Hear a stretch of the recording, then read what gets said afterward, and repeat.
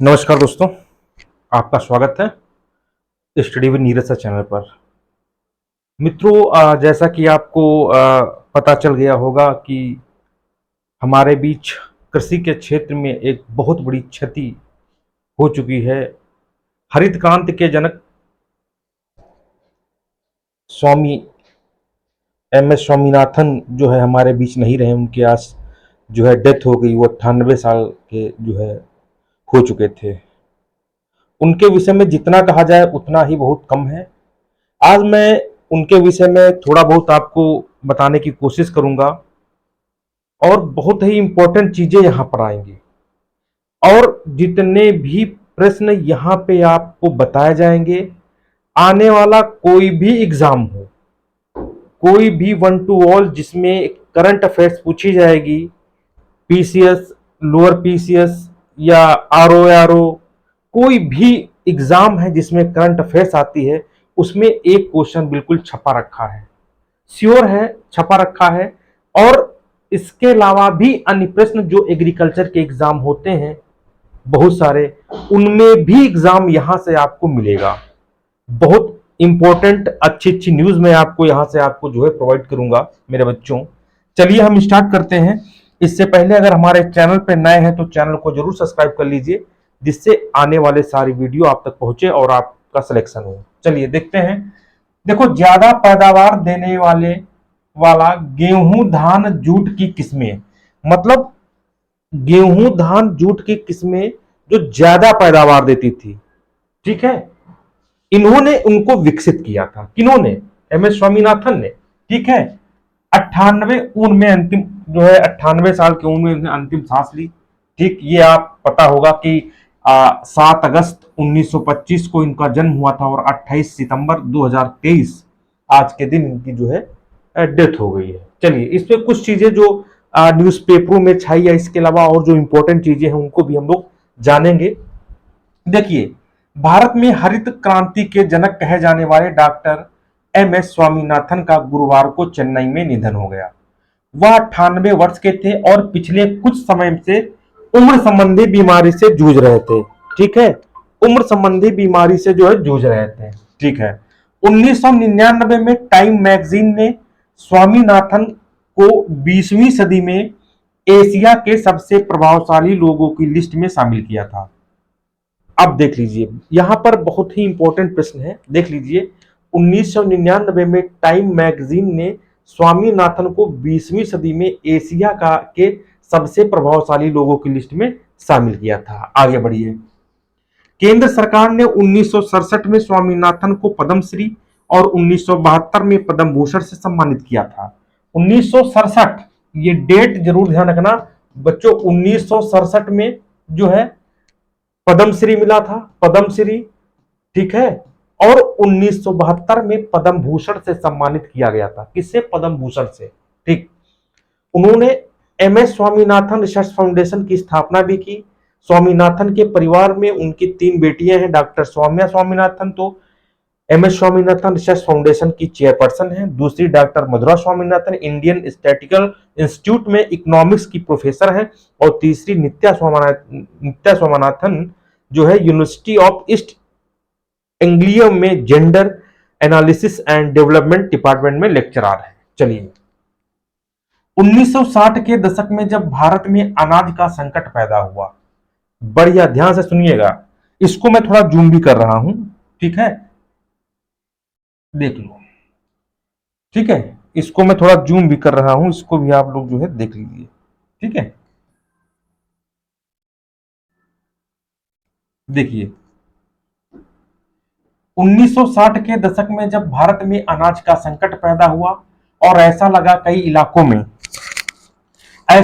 इलाकों में अकाल की स्थिति बन सकती है, विदेश से गेहूं और अन्य अनाज आयात करने की नौबत आ गई थी। तब नॉर्मन बोरलाग विश्व स्तर पर हरित क्रांति के जनक नॉर्मन ई बोरलाग को माना जाता है। किसको? नॉर्मन ई बोरलाग को विश्व स्तर पर हरित क्रांति का जनक माना जाता है। और इंडियन की स्थिति में अगर हम भारतीय जनक की बात करें तो MS स्वामीनाथन को। ठीक, दूसरे वैज्ञानिकों के साथ मिलकर एम एस स्वामीनाथन ने गेहूं की ज्यादा उपज देने वाली किस्में तैयार की ताकि उत्पादन बढ़ाया जा सके। स्वामीनाथन ने अपनी रिसर्च के जरिए गेहूं, धान और जूट सहित कई फसलों से ज्यादा उपज देने वाली जो है किस्में डेवलप की थी। इनके इस योगदान ने भारत में ग्रीन रेवोल्यूशन की जमीन बनाई। भारत में फसलों के मामले में जेनेटिक्स पर काम तेज हुआ। इस योगदान के कारण स्वामीनाथन को फादर ऑफ ग्रीन रेवोल्यूशन कहा जाता है। फादर ऑफ ग्रीन रेवोल्यूशन किसे कहा जाता है? तो आप कहेंगे कि फादर ऑफ ग्रीन रेवोल्यूशन जो है स्वामी एम एस स्वामीनाथन को जो है कहा जाता है फादर ऑफ ग्रीन रेवोल्यूशन, हरित क्रांति के जनक। इतना आप ध्यान रखना। देखो डायरेक्टली हरित क्रांति के जनक किसे मनाता है? M S Swaminathan. ये तो आपको बता, लेकिन इसको इंग्लिश में अगर दे देगा, ठीक है, तो थोड़ा देख लेना। स्वामीनाथन ने जूलॉजी और एग्रीकल्चरल साइंस में बैचलर डिग्री ली थी। उन्होंने 1943 में बंगाल में पड़े अकाल, थोड़ा इसको मैं शॉर्ट करता हूं, बंगाल में पड़े अकाल, ठीक है, देख लो।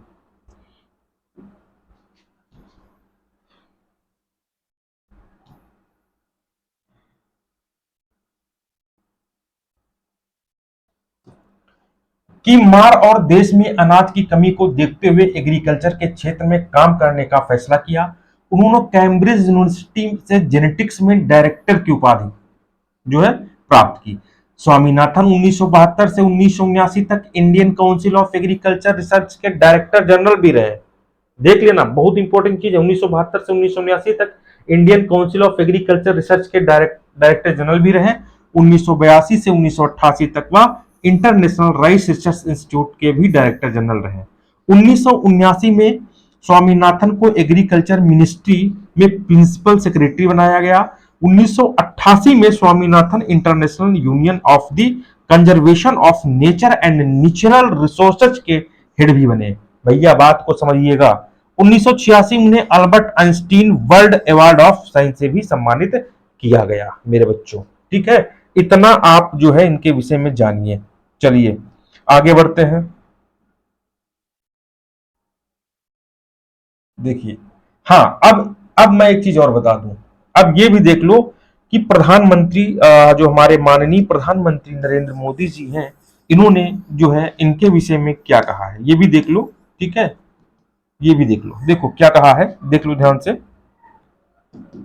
देश के इतिहास के बहुत ही नाजुक दौर में कृषि में उनके अभूतपूर्व योगदान ने लाखों लोगों के जीवन को बदल दिया और हमारे राष्ट्र के लिए खाद्य सुरक्षा सुनिश्चित की। कृषि में अपने क्रांतिकारी योगदान से इतर स्वामीनाथन नवाचार के पावर हाउस और कई लोगों के लिए कुशल संरक्षक भी थे। ये कथन हमारे माननीय प्रधानमंत्री नरेंद्र मोदी जी का है। चलिए हम आगे बढ़ेंगे, थोड़ा इनके विषय में और बात करेंगे और जानेंगे, ठीक है। ध्यान रखना, इनके विषय में और थोड़ी चीजों का जो है थोड़ी चर्चा करेंगे, उसको भी देख लो, इंपॉर्टेंट चीज है। कभी कभी परीक्षाओं में पूछा भी जा सकता है, ठीक है, कभी कभी परीक्षाओं में पूछा भी जा सकता है, तो उससे आप लोग निश्चिंत रहिएगा, ठीक। चलिए देखिए, आप लोग को दिखाई दे रहा होगा, ठीक है। इनके विषय में देखो, हाँ,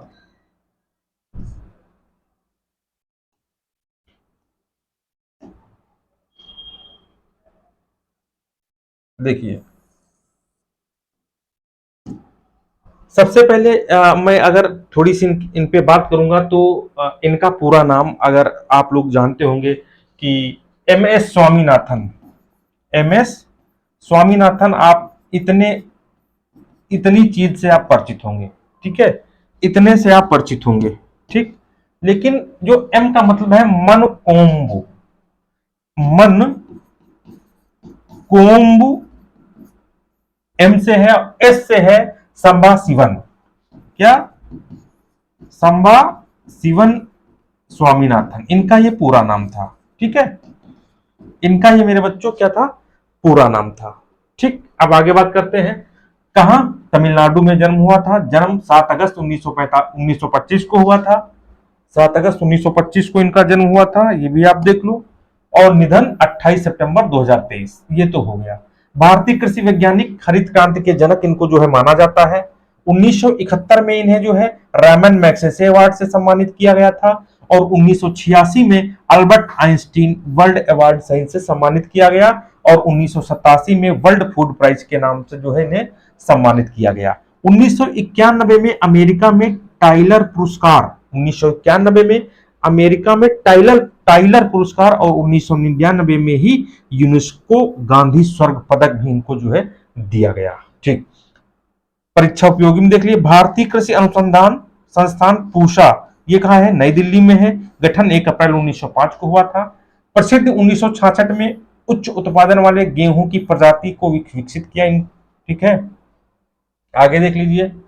भारतीय पुरस्कारों की इसमें अगर हम बात करें तो पद्म श्री अभी हमने बताया है 1967, पद्म भूषण 1972, पद्म विभूषण 1989 और अन्य क्रांतियों के संबंध में जो है मैंने जो है नीचे लिखी, हरित क्रांति खाद्यान्न से, सुनहरी क्रांति फल उत्पादन से, लाल क्रांति मांस टमाटर से, रजत क्रांति अंडा से, पीली क्रांति तिलहन से, कृष्ण क्रांति बायोडीजल उत्पादन से या श्वेत क्रांति दुग्ध उत्पादन से और नीली क्रांति मत्स्य, भूरी क्रांति उर्वरक उत्पादन से मेरे बच्चों। ठीक है, तो ये कुछ महत्वपूर्ण चीजें थी, इनके विषय में आपको क्वेश्चन जरूर मिलेंगे, 100% मिलेंगे, इसलिए इसको देख लेना, लिख के रख लो मेरे बच्चों, क्वेश्चन इस पे जरूर मिलेगा, पक्का है। अगर आप चैनल पे पहली बार आए हैं तो चैनल को जरूर सब्सक्राइब करिए, जिससे और अच्छे वीडियो आपको जो है मिले। एजीटीए अन्य वैकेंसी भी पेंडिंग में है, आपकी वैकेंसी आएंगे, परेशान ना हो। ठीक है, तब तक के लिए दोस्तों नमस्कार, धन्यवाद, बाय बाय।